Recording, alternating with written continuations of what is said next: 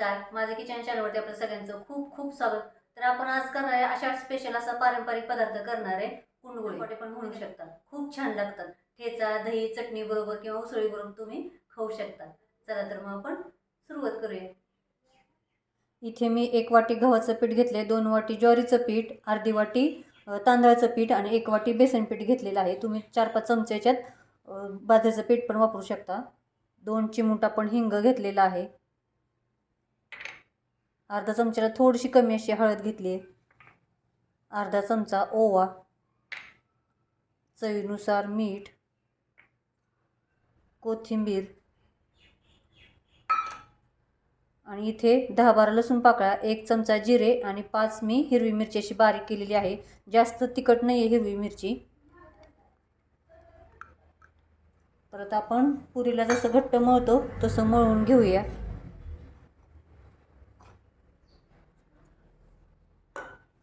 याच्यात पांढरे तीळ घालूया 1 चमचा. 1 चमचा पांढरे तीळ. तुम्ही लसूण, जिरे आणि मिरची बरोबर 1 चमचा त्याच्यात धने पण बारीक करू शकता. खूप छान लागते हे कुंडगुळे किंवा तळलेले धपाटे तुम्ही म्हणू शकता. आता छान असं आपण मळून घेऊया. तर आता पीठ मळून झाले, तुम्ही बघू शकता छान असं मळलेलं आहे. त्याला तेल लावण्याची काय आवश्यकता नाही आहे, काय नाही आहे. तर आता आपण लगेच बनवायला घेऊया. आणि लगेच बनवायला घ्यायचं. जर असंच 10-15 मिनटं ठेवलं तर बेसन पिठामुळं हे जरा थोडंसं पातळ पीठ होण्याची शक्यता असते. त्याच्यामुळे आपण लगेचच बनवायला घेऊया. तुम्ही जास्त अशी मोठी चपाती बरोबर करू शकता. चपाती एवढी नंतर डब्याच्या सहाय्याने करू शकता किंवा आपले छोटे छोटे गोळे करून तुम्ही लाटू शकता. पिठी लावायला आपण गव्हाचं पीठ घेतलेलं आहे.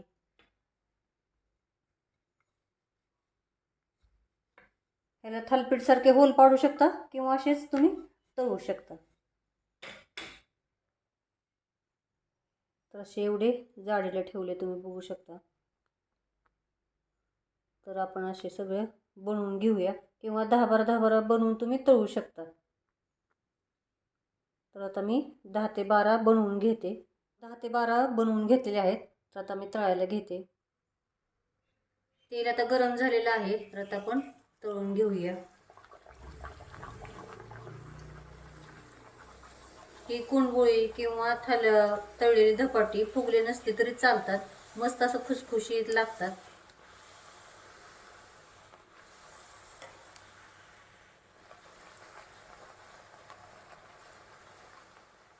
छान अशी सोनेरी रंगावर तळली तुम्ही बघू शकता. मस्त एकदम.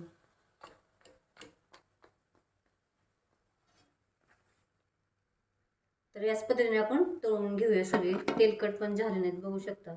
मस्त लागतात दह्याबरोबर, ठेच्याबरोबर. तर आता मी सगळे असे तळून घेते. तर पारंपरिक अशी कुंडगुळे किंवा तळलेले धपाटी आपली तयार झालेली आहेत. छान अशी. तर चॅनल सबस्क्राईब करा, लाईक करा, शेअर करा आणि कमेंटमध्ये मला नक्की सांगा कसे झाले ते. थँक्यू.